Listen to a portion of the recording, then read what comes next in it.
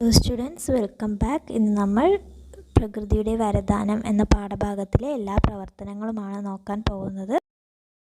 സംഗ്രഹം. പ്രകൃതിയിൽ നിന്നും ലഭിക്കുന്നതും മനുഷ്യന് ഉപയോഗപ്രദവുമായ വസ്തുക്കൾ വിഭവങ്ങൾ എന്നറിയപ്പെടുന്നു. നമ്മൾ നേരത്തെ കണ്ടതാണ് അല്ലേ? പ്രകൃതി വിഭവങ്ങളിൽ ചിലത് എക്കാലത്തും ലഭ്യമായതും ചിലത് ഉപയോഗമനുസരിച്ച് തീർന്നു പോകുന്നവയുമാണ്. ഇവ യഥാക്രമം പുനഃസ്ഥാപിക്കപ്പെടുന്നവ, പുനഃസ്ഥാപിക്കപ്പെടാത്തവ എന്നിങ്ങനെ അറിയപ്പെടുന്നു. നമ്മൾ 2 കോളംസിലായിട്ട് എഴുതിയത് ഓർക്കുന്നില്ലേ? അതാണ് ഇവിടെ പറഞ്ഞിരിക്കുന്നത്. അതായത് എപ്പോഴും ലഭ്യമായ വിഭവങ്ങളുണ്ട്, ഉപയോഗമനുസരിച്ച് തീർന്നു പോകുന്നവയുമുണ്ട്. അപ്പോൾ അത് പുനഃസ്ഥാപിക്കപ്പെടുന്നവയും പുനഃസ്ഥാപിക്കപ്പെടാത്തവ എന്നിങ്ങനെ അറിയപ്പെടുന്നു. അനിയന്ത്രിതമായ ഉപഭോഗം മൂലം സംഭവിക്കുന്ന വിഭവങ്ങളുടെ അളവിലും ഗുണനിലവാരത്തിലുമുള്ള കുറവാണ് വിഭവശോഷണം. വിഭവശോഷണം എന്ന് പറഞ്ഞാൽ എന്താണ്?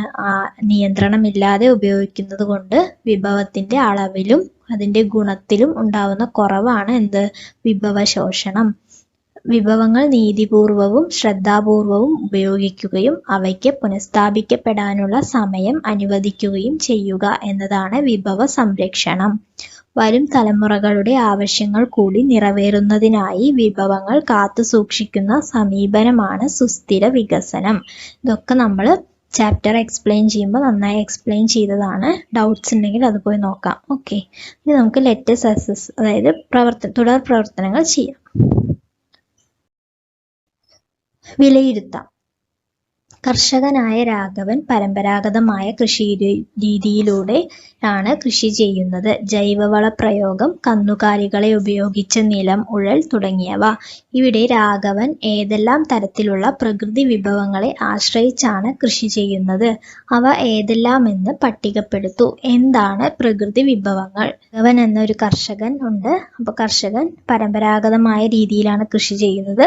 അപ്പോൾ അവർ ഉപയോഗിക്കുന്ന പ്രകൃതി വിഭവങ്ങൾ ഏതെല്ലാം എന്ന് എഴുതണം.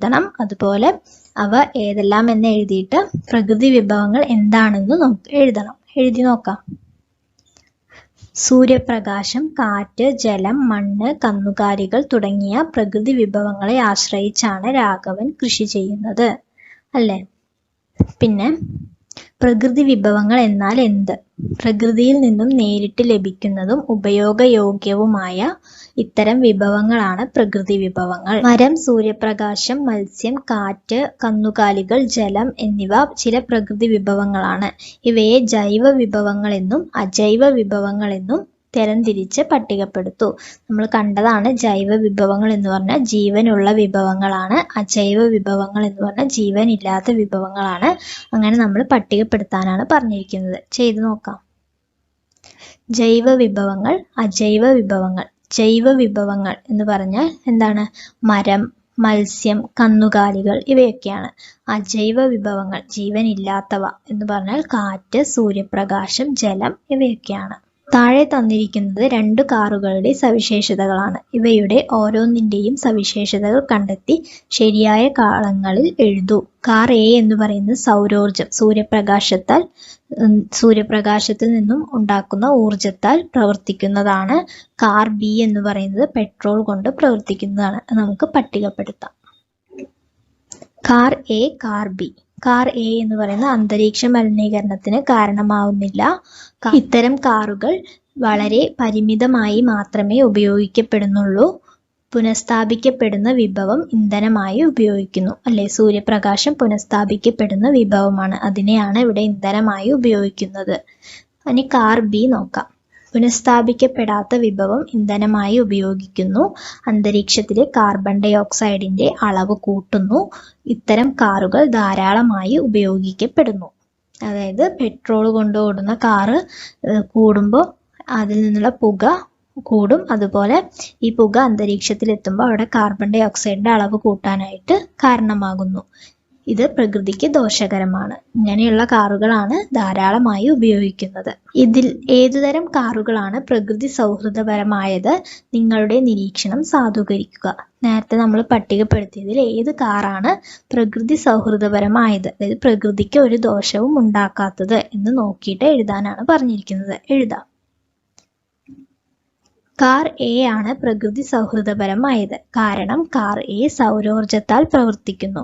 സൗരോർജം ഒരു പുനഃസ്ഥാപിക്കപ്പെടുന്ന ഇന്ധനമാണ്. സൗരോർജം ഇന്ധനമായി ഉപയോഗിക്കുന്നത് കൊണ്ട് പ്രകൃതിക്ക് ദോഷകരമല്ല. അതുകൊണ്ടാണ് കാർ എ പ്രകൃതി സൗഹൃദപരമായതാണ് എന്ന് പറയുന്നത്. വിഭവങ്ങൾ നാം കടമെടുത്തത് എന്ന ആശയം വിശകലനം ചെയ്ത് നിഗമനങ്ങൾ എഴുതുക. വിഭവ സംരക്ഷണത്തിനായി ഏതെങ്കിലും 5 വഴികൾ കണ്ടെത്തി എഴുതുക. വിഭവങ്ങൾ നാം കടമെടുത്തത് എന്ന വാക്കിന്റെ ആശയമാണ് നമുക്കിവിടെ വിശകലനം ചെയ്യേണ്ടത്.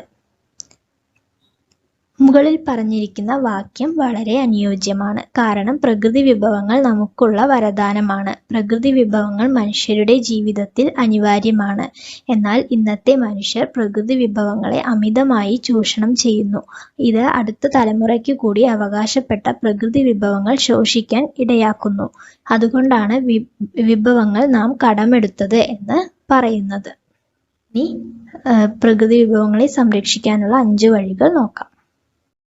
അന്തരീക്ഷ മലിനീകരണത്തിന് കാരണമാകാത്ത ഇന്ധനങ്ങൾ ഉപയോഗിക്കുക.